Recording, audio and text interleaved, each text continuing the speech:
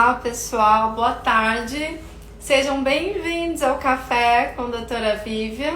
Estamos aqui hoje para mais esse café com dúvidas, né? Como vocês sabem, eu trago nesse café dúvidas de pacientes, dúvidas de casos. E hoje eu vou trazer 2 casos muito legais e também vou responder perguntas que vocês me fizerem aqui. Eu vou começar com um caso sobre imunoterapia. Vou falar um pouquinho sobre efeitos colaterais, reações da imunoterapia.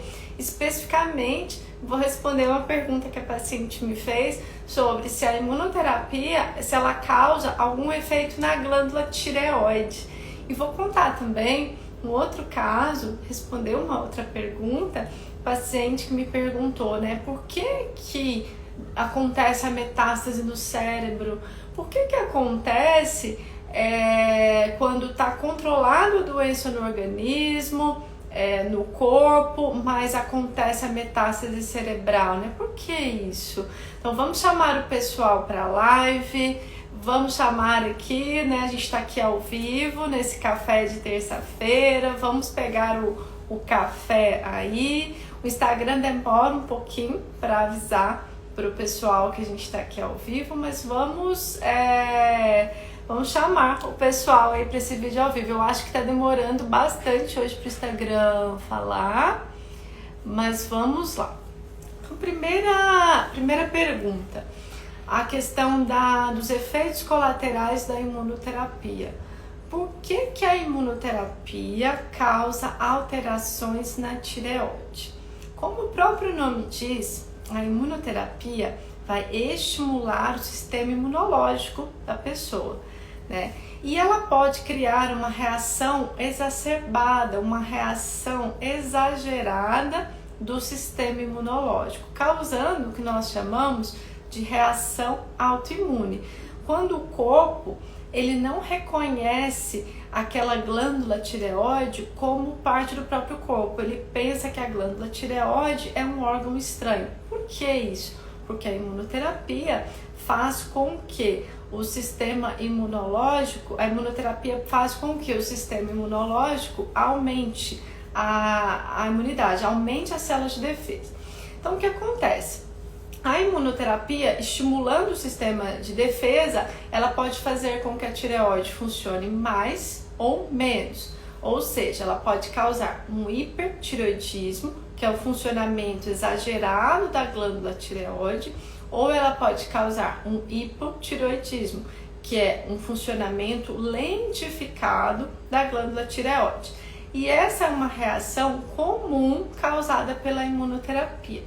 Exatamente por isso que nós temos que fazer os exames hormonais, né? Testar os hormônios da pessoa que está fazendo imunoterapia a cada mais ou menos 45 dias, no início mensalmente. E a gente testa não só os hormônios da tireoide, que é o TSH, o T3, o T4. A gente tem que fazer testes de outros hormônios, porque a imunoterapia pode alterar outros hormônios também, dentre os quais o cortisol, o estradiol, vários hormônios. A gente tem que fazer então essa testagem dos hormônios do paciente. Então essa foi a primeira pergunta que a paciente fez, né, sobre a imunoterapia. Para quem chegou agora, essa live vai ficar gravada no IGTV. Quem chegou agora pode pegar o início, mas eu falei sobre os efeitos da imunoterapia na glândula tireoide. Por que as pessoas que estão fazendo imunoterapia para o tratamento de câncer podem ter alterações na tireoide? E hoje eu tô com uma companheira aqui, né, que é a minha bonequinha clone, que eu ganhei da minha paciente, né? Então hoje eu tô com ela aqui novamente. Peguem os seus cafés aí e se tiverem perguntas, podem colocar também as perguntas. Hoje em dia, nós fazemos imunoterapia para vários tipos de câncer. Eu vou citar alguns, a gente faz praticamente para todos. Vou começar então de pulmão. A gente usa imunoterapia no tratamento do câncer de pulmão metastático, né? Principalmente quando o câncer de pulmão não tem aquelas mutações alvo, né? Quando não tem aqueles genes mutados. A gente usa principalmente, né, quando o paciente é tabagista, fumava, porque quando o paciente não é tabagista, quando o paciente nunca fumou, a chance dele ter uma mutação alvo é maior. Então a gente segue mais pro caminho da terapia alvo. Mas câncer de pulmão é um câncer que a gente faz bastante imunoterapia. Foi aprovada recentemente no Brasil, semana passada, a imunoterapia adjuvante para o câncer de esôfago. Hoje nós fazemos a imunoterapia também, câncer de esôfago. Câncer de esôfago, ele está relacionado às vezes a hábitos alimentares, consumo excessivo de bebidas alcoólicas, tabagismo. E o tratamento para o câncer de esôfago hoje é quimiorradioterapia, né? Aliás, quando ele não é metastático, quando ele está localizado no esôfago, quimiorradioterapia seguida de cirurgia. Para aqueles pacientes que fizeram quimiorradioterapia e fizeram a cirurgia, na cirurgia ainda sobrou doença, sobrou câncer, foi recentemente aprovada agora a imunoterapia preventiva para aumentar as chances de cura do câncer de esôfago. Outra situação onde a gente usa imunoterapia no câncer de estômago metastático. Também aprovado recentemente a imunoterapia junto com a quimioterapia para os pacientes que têm o diagnóstico do câncer de estômago com metástase. O que é isso? Quando o câncer não está mais só no estômago, passou para outro órgão. No caso, peritônio, que é aquela capinha que envolve os órgãos do abdômen ou fígado, enfim. Temos também imunoterapia para câncer de fígado, para câncer ginecológico, câncer de colo de útero, câncer uterino, câncer de mama, principalmente triplo negativo, melanoma, a gente usa bastante imunoterapia. Então hoje a imunoterapia é um tratamento utilizado praticamente para todos os tumores. A imunoterapia, para quem não sabe como ela é aplicada, ela é aplicada na veia, né? E é como se fosse um saquinho de soro que a pessoa vai ter lá um acesso ou no braço, na veia periférica do braço, ou através do portocat, que é o catéter próprio para receber a quimioterapia. Então a imunoterapia ela vai num saquinho de soro, como se a pessoa estivesse tomando um soro, e ela é injetável na veia. A imunoterapia não causa as reações comuns da quimioterapia, por exemplo, queda de cabelos, náusea, vômito. Porém, existem alguns protocolos, né, alguns tipos de tratamentos onde a gente vai associar a quimioterapia com a imunoterapia. Aí sim, a gente pode ter uma queda de cabelos ou náusea e vômitos, mas não em decorrência da imunoterapia, mas sim em decorrência do uso da quimioterapia. E os efeitos que a imunoterapia dá são diferentes da quimioterapia. Um deles é a alteração dos hormônios tiroidianos, que é o caso que eu trouxe aqui, né? Que foi uma dúvida de uma paciente. Aí eu prometi para ela que eu ia trazer o caso aqui no café para explicar por que a imunoterapia então causa a alteração da glândula tireoide. Exatamente por a imunoterapia vai fazer o sistema imunológico do paciente funcionar melhor. E qual é esse grande objetivo? Com o sistema imunológico mais alerta, funcionando de forma mais ativa, o sistema imunológico do paciente pode reconhecer o tumor como invasor, como um ser estranho ao corpo, e sim criar células de defesa para a destruição do tumor ou para a estabilização do tumor. Então, desta forma que a imunoterapia age, ensinando o corpo do paciente a produzir anticorpos contra o próprio tumor. É por isso que ela é utilizada hoje na maioria dos protocolos de quimioterapia para praticamente todos os tumores. Se vocês tiverem dúvidas, quiserem que eu fale, responda alguma pergunta aqui, né? Eu tô aqui. Se vocês tiverem dúvidas também sobre imunoterapia, que eu sei que muita gente tem dúvida, né? Pergunta qual a diferença entre a quimioterapia e a imunoterapia. Basicamente, a diferença é no modo, o mecanismo de ação, como é que funciona um, como é que funciona a outra, né? A quimioterapia ela não estimula as células de defesa do organismo do paciente, ela vai agir diretamente no tumor com efeito citotóxico, então ela age diretamente na destruição do tumor. Já a imunoterapia ela vai agir a nível do sistema imunológico, mas ambas são injetáveis.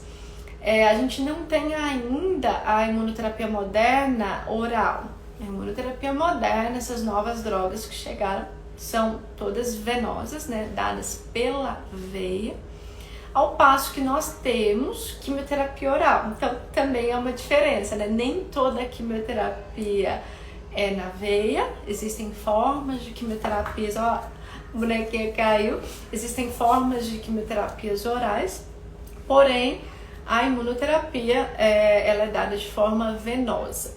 Então esse foi o primeiro assunto que a gente falou. Aliás, vou completar aqui um pouquinho. A imunoterapia também, além da tireoidite autoimune, que é essa alteração da tireoide, ela pode dar hepatite autoimune, por isso que a gente tem que ficar de olho nos exames do fígado do paciente que está tomando a imunoterapia. A gente tem que olhar toda a cadeia de hormônios, todos os hormônios do paciente, porque ele pode ter uma hipofisite autoimune, que é uma alteração da glândula hipófise que produz os nossos hormônios.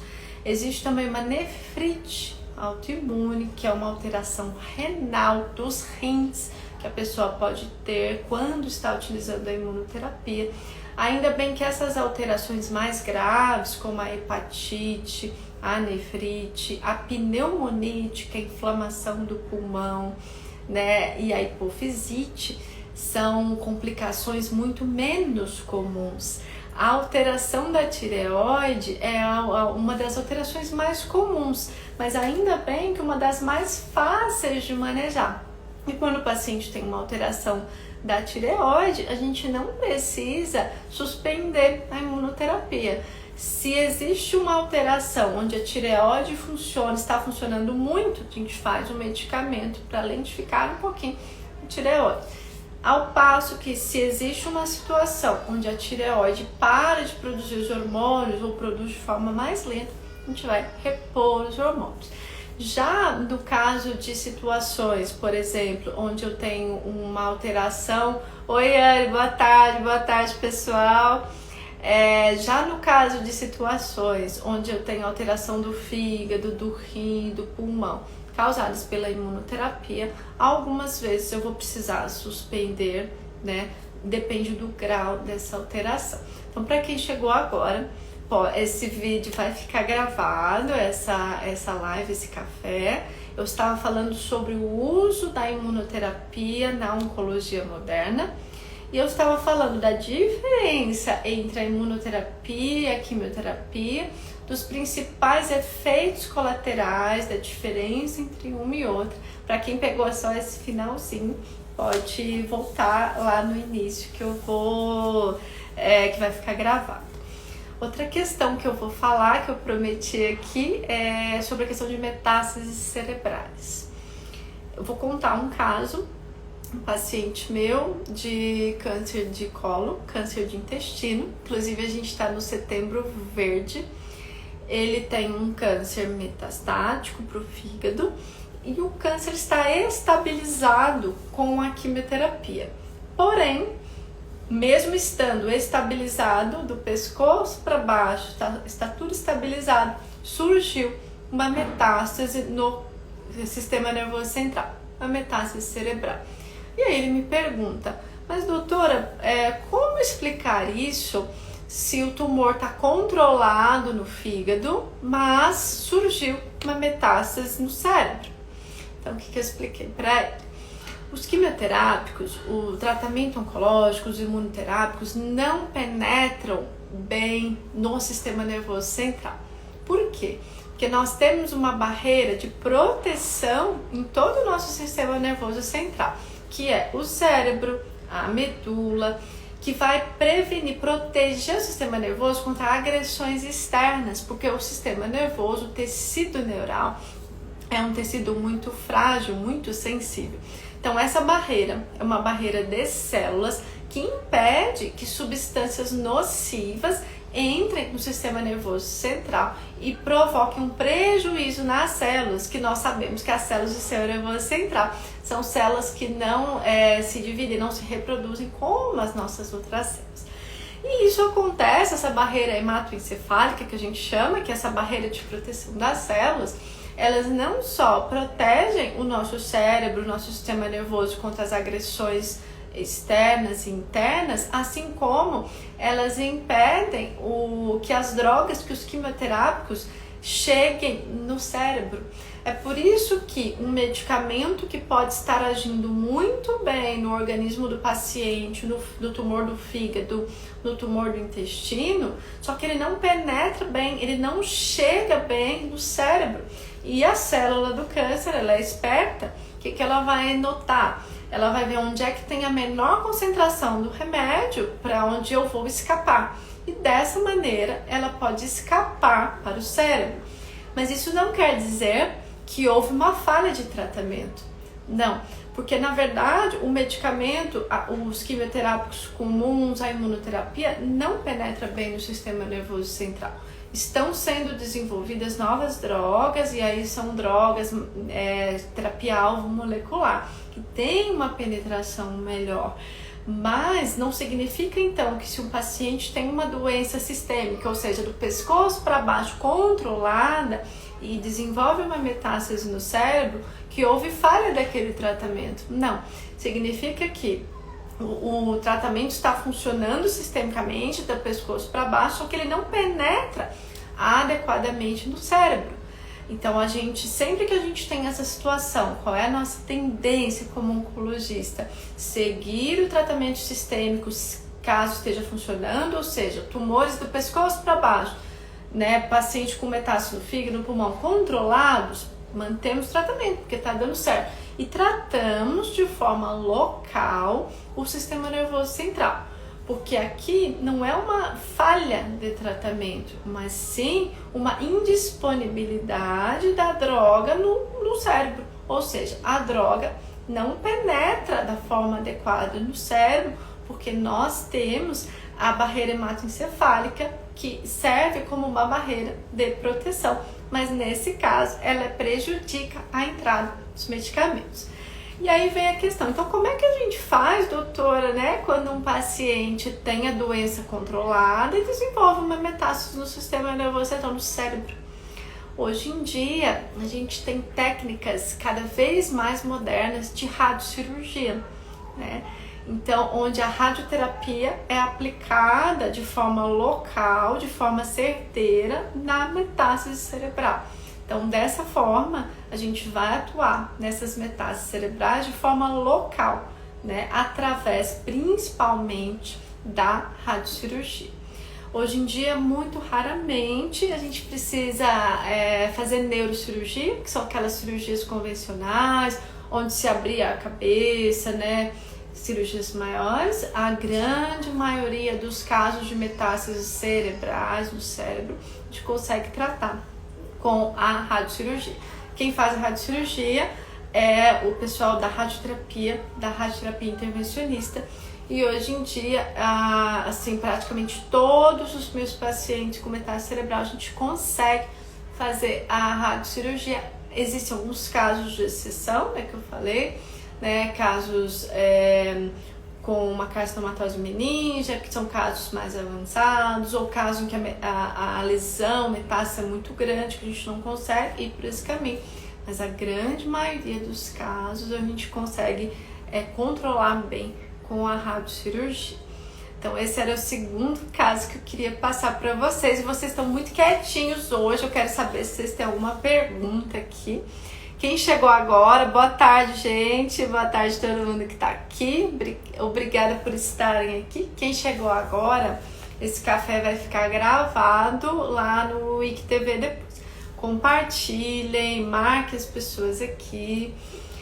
E aí, pra gente fechar essa nossa conversa, se vocês não tiverem nenhuma pergunta, vou falar um pouquinho sobre o Setembro Verde. Aliás, o setembro, a gente fala de muitas coisas nesse mês de setembro. A gente fala do Setembro Amarelo, onde a gente fala de prevenção do suicídio. Eu fiz um post, tá no feed de ontem, sobre a relação entre depressão e câncer. E nós sabemos que existe uma relação direta e indireta. A gente sabe que quem tem depressão tem uma chance maior de desenvolver o câncer, assim como o contrário é verdadeiro. Quem tem câncer tem uma chance maior de desenvolver depressão, até pela força do diagnóstico, da mudança da rotina, da questão da programação do tratamento. Então, esse mês, o Setembro Amarelo, é um mês da conscientização sobre a depressão, que pode levar ao suicídio se não tratar.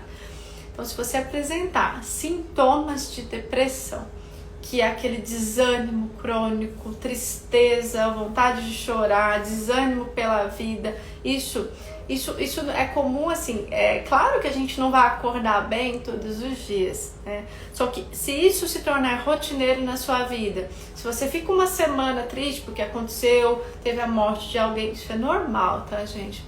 Só que se essa tristeza, se ela perdura por semanas, por meses, isso não é normal. Então procure ajuda, né? Fale com seu oncologista, procure um psiquiatra. E até vou agradecer, ontem eu fiz um vídeo e aí uma seguidora minha do Instagram falou: a psicoterapia também é muito importante, doutora Cici. A psicoterapia é a base aí desse tratamento da depressão. Psicoterapia, a atividade física, a meditação, assim como a dieta, também tem uma relação direta com o sucesso do tratamento da depressão. Então, Setembro Amarelo. Temos também Setembro Verde, onde nós falamos da conscientização sobre a prevenção do câncer de intestino. Né? Não sei se vocês devem estar acompanhando na mídia que o Pelé acabou de descobrir um tumor de intestino, né? Através do exame de rastreamento. E qual é o exame que previne o câncer de intestino? Ele faz o diagnóstico e previne. Qual é esse exame? Colonoscopia. Por que a colonoscopia previne o câncer de intestino? Porque ela identifica e remove pólipos no intestino. Pólipos são pequenas bolinhas que a gente pode desenvolver no intestino com o passar da idade. E a gente sabe que isso é mais frequente depois de 45 anos. É claro que pacientes pessoas que têm histórico familiar de câncer de intestino podem desenvolver esses pólipos muito antes dos 45 anos. Mas a gente sabe que os pólipos podem virar câncer, se transformar em câncer com o passar do tempo. Então, qual é o papel aqui da colonoscopia? O papel da colonoscopia, que deve ser iniciada aos 45, 50 anos, da colonoscopia de prevenção, é para identificar esses pólipos e removê-los. Porque se a pessoa não faz a colonoscopia de rastreamento, ela não vai descobrir então que tem um pólipo. E aquele pólipo pode crescer, se transformar aí no decorrer dos anos em um câncer. Por isso que eu comparo sempre a realização da colonoscopia com a mamografia. E é muito parecido. Porque assim como a mamografia, ela vai fazer o diagnóstico precoce do câncer de mama e aumentar as chances de cura, a colonoscopia não só pode fazer o diagnóstico precoce do câncer de intestino, mas evitar um câncer de intestino. Então a colonoscopia, dessa forma, ela ainda é melhor que uma mamografia. Obviamente que a gente está falando de situações diferentes, mas a colonoscopia, além de poder fazer um diagnóstico precoce de um câncer de intestino, ela pode prevenir um câncer de intestino. Porque se a pessoa tem um pólipo, né, que pode ser um pré-câncer, uma lesão pré-cancerígena, e a colonoscopia retira e não deixa que isso se desenvolva em câncer, ela está, na verdade, pode salvar vidas prevenindo o câncer. esse era o recado que eu queria deixar. Setembro Verde. Se você, né, tem mais de 45 anos e nunca realizou uma colonoscopia, procure o médico para pedir o exame, o rastreamento do câncer de cólon através da colonoscopia. A gente já indica a partir de 45 anos de rotina para todas as pessoas. Existem pessoas que vão ter que começar a fazer esse exame antes dos 45 anos. Quem são essas pessoas? Quem tem fatores de risco na família, quem tem história familiar de câncer de intestino, deve começar antes, 10 anos antes daquele primeiro parente que teve o câncer de cólon, e a gente tem várias outras situações onde esse rastreamento, essa colonoscopia deve ser iniciada antes dos 45 anos. E o último recado que eu vou deixar aqui para vocês é que setembro também é um mês onde a gente fala de doação de órgãos. Setembro, eu acho que eles usam a cor verde também, não tenho certeza, tá? Eu sei que amarelo é a conscientização sobre o suicídio, o verde de câncer de cólon, e acho que o verde também para doação de órgãos, mas eu preciso confirmar. Mas em setembro falamos também da doação de órgãos. É muito importante essa divulgação. Se você é doador, se você tem interesse em doar órgãos, né, converse com a sua família, porque são seus familiares que vão auxiliar, né, caso isso venha a ser necessário. E pode ajudar muitas pessoas. Eu tenho pacientes que são transplantadas renais, vivem muito bem. Hoje em dia a gente faz transplante de pulmão, de coração, de fígado, de córnea, N órgãos. Então, assim, é importante falar sobre isso também. E o mês de setembro, ele é utilizado para relembrar sobre isso. Então, era isso, gente. Hoje vocês ficaram muito quietinhos, sem perguntas. Mas a gente se encontra novamente na próxima terça-feira. Para quem chegou agora, esse café vai ficar gravado no IGTV. Marque as pessoas aqui que vocês acham que vão gostar do assunto. Deixem nos comentários. Se vocês ficaram com alguma dúvida disso que eu falei aqui, me mandem um direct. E também não esqueçam de me seguir lá no YouTube, que é a doutora Vivian Koski, Oncologia. Ok, doutora, tem algum vídeo que fala sobre tumor neuroendócrino grau 1 bem diferenciado? Especificamente de grau 1 bem diferenciado, não. Mas eu posso deixar aqui na minha lista de próximos vídeos para eu poder fazer um vídeo para o YouTube com esse tema, tá? Se você tiver alguma pergunta específica sobre isso, Paty, você pode me mandar no direct alguma pergunta que eu possa responder de forma geral, porque tem perguntas que eu não consigo, né, responder de forma geral, porque envolve avaliação de exames. Aí tem perguntas que eu preciso realmente de uma consulta para responder, porque depende de avaliação de exames. Mas existem perguntas que eu consigo responder. Se tiver alguma pergunta específica que eu não precise fazer avaliação de exames, pode me mandar pelo direct. Mas eu vou deixar na minha lista de vídeos aqui a sua encomenda do vídeo sobre o neuroendócrino grau 1, tá bom? Então, obrigado por vocês estarem aqui. Divulguem o Café com a Doutora Vivian, compartilhem essa live, marquem as pessoas aqui e até a próxima terça.